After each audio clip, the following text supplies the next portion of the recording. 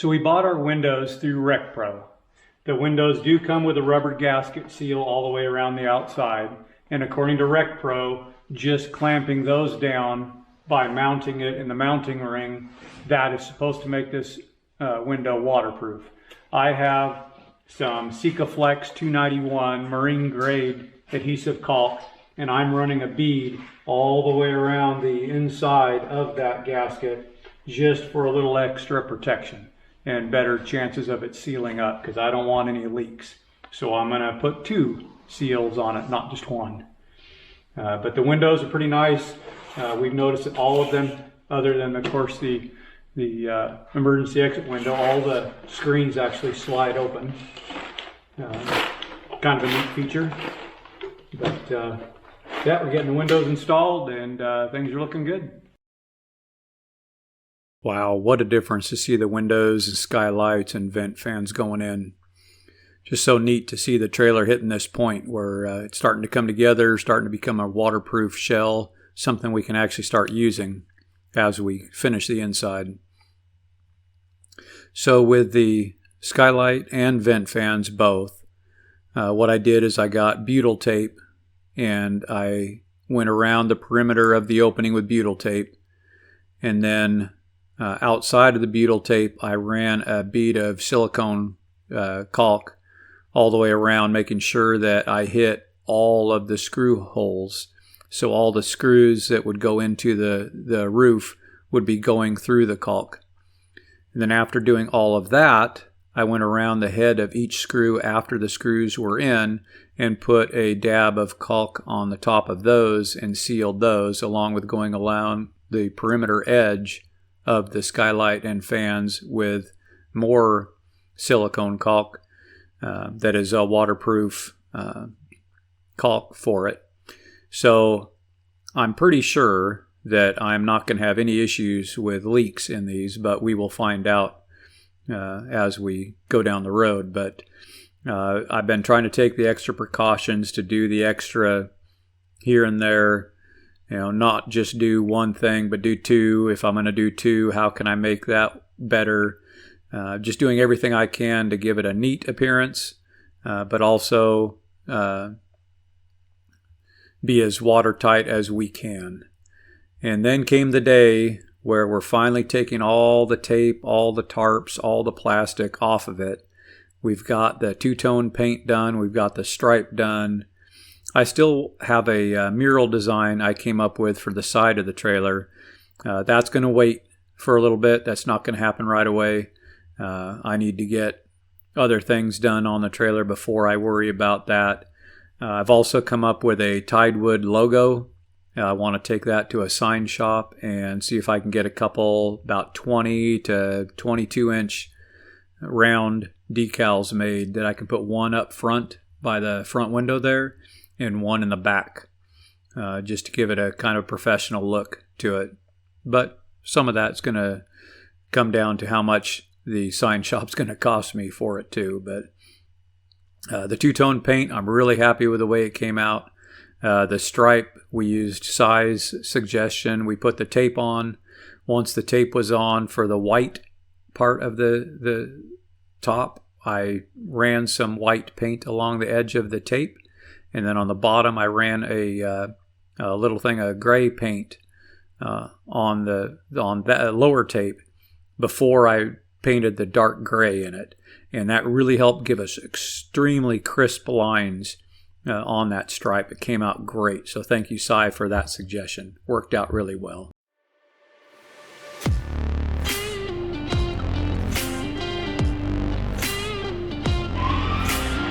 Ah, there it goes!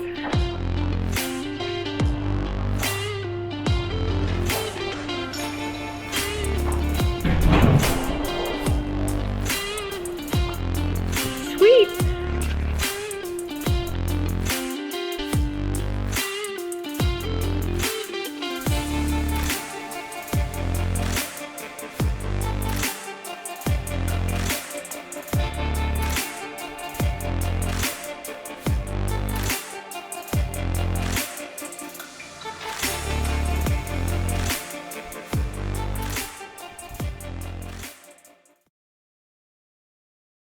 And here we are at the 2025 Pacific Northwest Overland Show. This is the second year we've come to the Overland Show, and I'm not an overlander. Be the first to admit that. Have I considered building a pop-up camper like this for adventures in our truck? Yes, I have thought about it, but I am not an overlander. But what I really like about this show, even not being an overlander, is seeing some of the gear, seeing some of the ideas, seeing some of the technology used in overlanding because it's off-grid. You have to be a little more self-sufficient. So battery packs, solar, things like that is really intriguing to me. I want to do more off-grid with our trailer. Right now, my baseline I'm hoping for is over 300 amp hours of lithium battery with 400 watts of solar on the roof. But some of the equipment that they use in overlanding, in fact, last year when I was here, I bought the tripod torch. It is a propane, I guess you could say it's a propane campfire, or you can put these pieces in and around the flame and actually set a pan on it, and you can use it to cook. And I bought that at the Overland Show. So there's a lot of neat equipment that crosses over from camping to overlanding. And even though I may not be a overlander per se, seeing some of the technology they use to be off-grid and seeing some of the equipment was just really, really neat. And I thought it was really cool. Shout out to Matt's Off-Road Recovery. I watch them all the time on YouTube. They're one of my favorite channels. And seeing them there, I got to meet a couple of the family members there and seeing the Morvair there. That was really neat. Just a little side thing. But I really enjoyed going to the Overland Show, talking to Sonia about the possibility of going back to Alaska. I'm thinking more of like a overland style pop-up camper versus a trailer with as harsh as the roads are. But we'll see with that. But we really enjoyed the show, had a lot of fun. Well, as you can see, the trailer is back home. Been getting busy on wiring, and what this is right here is an indicator light for the Tucson sway control that I bought for the trailer. It's an electronic box with a gyroscope in it. It senses sway in the trailer, and then it will activate either the left or right brakes depending on what's needed to counteract the sway. This light tells me that it's working. I bought a breakaway cable, got it wired in, and I've been working on wiring underneath the trailer. There's the 7-pin box, and I've got the trailer brakes are wired. There's the positive and the negative from the 7-pin to the battery have been wired, but they're not hooked up to the battery yet. And right now I'm starting to work on the additional lighting for the rig. We're starting on the back.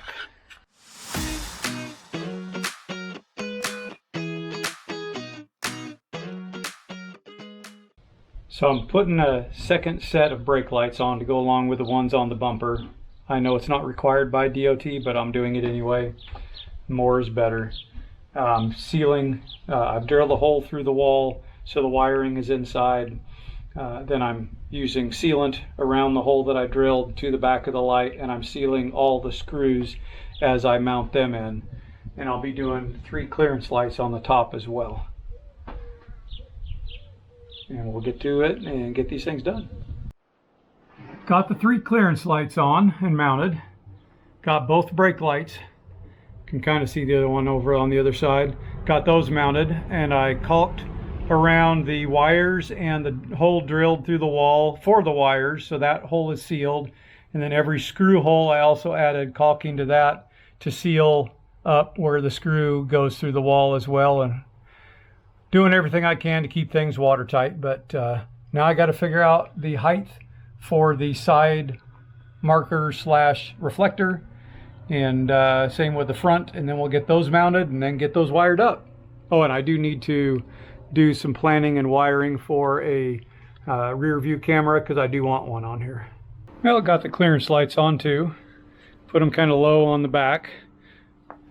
Could not find anything Oregon law specific for the height of the side marker light slash reflector, and this is a different style than I first looked at, but it has a reflector built in, and the other ones I was looking at did not, and I just wanted one on the side. And then up front we got the front marker lights on, and then I put a couple of clearance lights on the front corners. Those were not required, but I added them anyway. But I think it looks pretty good. It's kind of amazing just adding those little tiny details like that, how much it changes the look of the trailer. It looks so much more, quote, official now.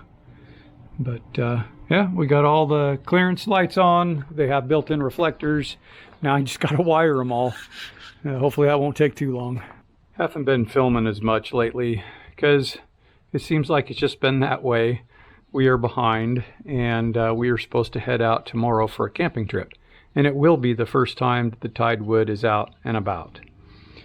And we've been hustling, trying to get everything done. Got the clearance lights on. I have not plugged them in to make sure they're working. I'm pretty confident they're going to work just fine, but I haven't plugged them in to test them at all. I haven't tested the brake system yet, but it's all wired in. Today I'm going to go around the bottom edge where the PMF meets the frame, and I've got some Sikaflex 291.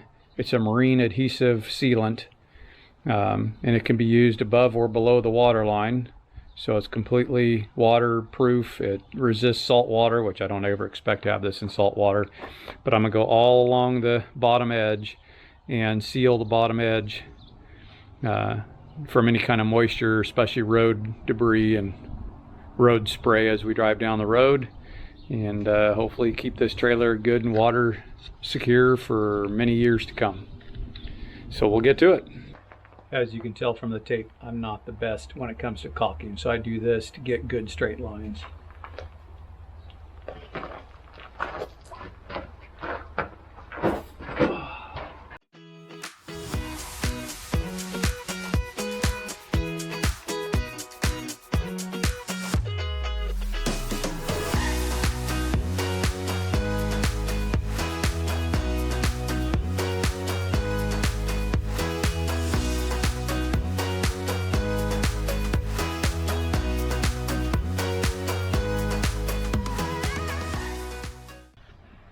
Well, we'll see how things go, but we got the bottom sealed. We've got, of course, the 3 coats of normal paint on top of 2 coats of watered down paint on over the whole trailer. Been working on the inside. We have the marker lights up. We've got the clearance lights up. We have the additional brake lights working. We have now outfitted it with our bed. So our bed's in place. We've got makeshift curtains that Sonia put together for us. I actually temporarily wired in one of our exhaust fans. So our exhaust fan, let me get up here, actually works. I got 12-volt battery, 1 lithium. Got a charger with it. The bed sticks out further than the actual frame we're going to build does, but it's in here. We got our cooler in here, it's strapped down. We got the porta-pot in here, it's screwed down and on its base plate, so it shouldn't move around. Right now we have a couple of chairs because I've been using them while I've been out here working. But we have this thing road ready. The only thing I haven't done is I haven't tested the brakes out.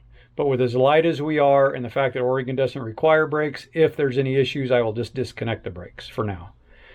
But I expect them. I followed all the instructions. Everything's wired as the instructions say. When I tested my marker and brake lights today, which I did after we went shopping, the signal light on the brake system for the Tucson sway control said everything was working properly and hooked up properly. So shouldn't have any problems with that. You also notice we've got a couple of ball mounts here. We were watching another YouTuber and he used something very similar like this on his headboard for his bed on an off-grid cabin. some magnetic lights click onto there, so we will have lighting in the trailer. But tomorrow we head to the beach, and we're taking our trailer with us. Yes! Wish us luck, and the next video will show you how it did. As always, thanks for watching. See you on the next adventure.